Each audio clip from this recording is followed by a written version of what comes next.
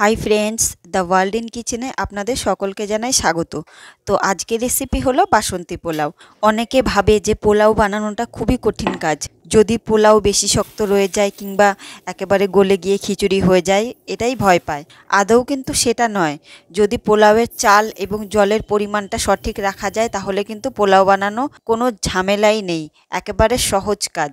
এই যে চালের মধ্যে আমি খুঁজে খুঁজে বার করছি, এগুলো হলো লবঙ্গ, আর এগুলো আমার শাশুড়ি দিয়ে রেখেছে, এতে নাকি চালে কোনো রকমের পোকা ধরে না। এখানে আমি নিয়েছি 3 কাপ গোবিন্দভোগ চাল।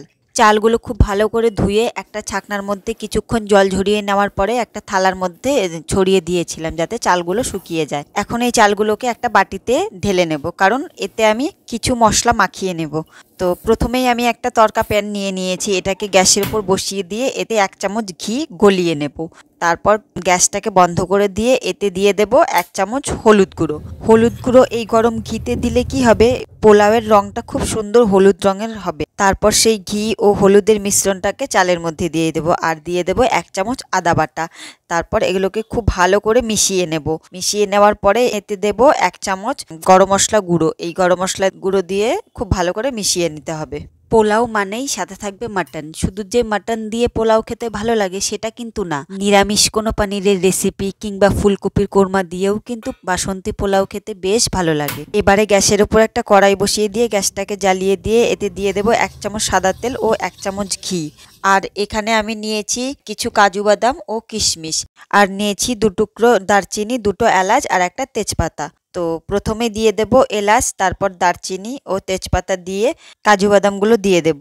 কাজু বাদামগুলো একটু ভেজে নেওয়ার পর দিয়ে দেব কিশমিশ। কিশমিশটাকেও 2-3 মিনিট ভেজে নেব। তারপর এতে দিয়ে দেব আগে থেকেই ঘি, গরম মশলা ও আদা দিয়ে মেখে রাখা গোবিন্দভোগ চাল।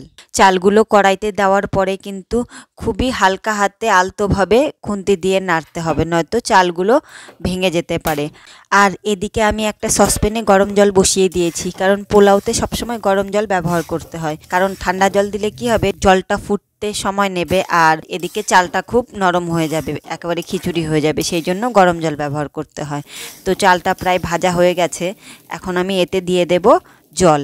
আর এখানে জলটা কিন্তু খুবই ইম্পর্টেন্ট। এখানে আমি নিয়েছিলাম 3 কাপ চাল, সেই জন্য আমি এই পোলাওতে জল দেব 6 কাপ। যে পরিমাণে চাল নেওয়া হবে তার দ্বিগুণ পরিমাণে জল দিতে হবে। আর এখানে কিন্তু বারে বারে জল দেওয়া যাবে না, যা জল দেওয়ার একেবারেই দিতে হবে। সেই জন্য যে পাত্রের মাপে চাল নেওয়া হবে ঠিক সেই পাত্রের মাপেই জল দিলে ভালো হবে। তো এখানে আমি জল দিয়ে খুব ভালো করে মিশিয়ে নিয়েছি, তারপর দিয়ে দিয়েছি এখানে 2টো কাঁচা লঙ্কা। এখন আমি কড়াইটাকে ছোট ওভেনে বসিয়ে দেব। অবশ্যই ঢেকে দিতে হবে, কারণ পোলাও যত হালকা আঁচে বানানো যাবে ততই ভালো হবে। যেহেতু জলের পরিমাণটা কম থাকে সেই জন্য হালকা আঁচে বসালে কি হবে, জলটাও কম শুকাবে আর এদিকে চালটাও তাড়াতাড়ি সেদ্ধ হয়ে যাবে। এখানে পোলাওয়ের চালটা প্রায় সেদ্ধ হয়ে গেছে। এখন এতে দিয়ে দেব 2 চামচ চিনি, আর চিনি দিয়ে খুব ভালো করে মিশিয়ে নেব। এখানে চিনিটা কিন্তু আগে জলের মধ্যে দিয়ে দিলেও হতো, তাহলে চালটা সেদ্ধ হতে একটু সময় লাগতো, সেই কারণেই আর কি এই সময় চিনিটা দেওয়া। আর এই সময় কিন্তু খুবই আলতো হাতে নাড়তে হবে, নয়তো পোলাওয়ের বদলে খিচুড়ি হয়ে যাবে। তো পোলাওটা রেডি হয়ে গেছে, এবারে আমি কিছুক্ষণের জন্য ঢেকে দিয়ে রাখবো। যদিও অল্প একটু জল থাকে সেটাও শুকিয়ে যাবে, আর পোলাওয়ের চালটাও ভালো করে সেদ্ধ হয়ে যাবে এবং ঝরঝরে হয়ে যাবে। দেখুন কতটা ঝরঝরে হয়েছে, একটা ভাতের গায়ে আর একটা ভাত কিন্তু লাগেনি, একেবারে ঝুরঝুরে হয়েছে। আর সেদ্ধটাও কিন্তু খুব ভালো হয়েছে। অনেক সময় এরকম মনে হয় না যে পোলাওটা মনে হয় চাল চাল আছে, সেরকম কিন্তু হয়নি, খুব সুন্দর সেদ্ধ হয়েছে এবং ঝুরঝুরে হয়েছে। আর আজ আমি বাসন্তী পোলাওয়ের সঙ্গে রেখেছি পনিরের একটি নিরামিষ রেসিপি, আর সাথে রেখেছি পায়েস।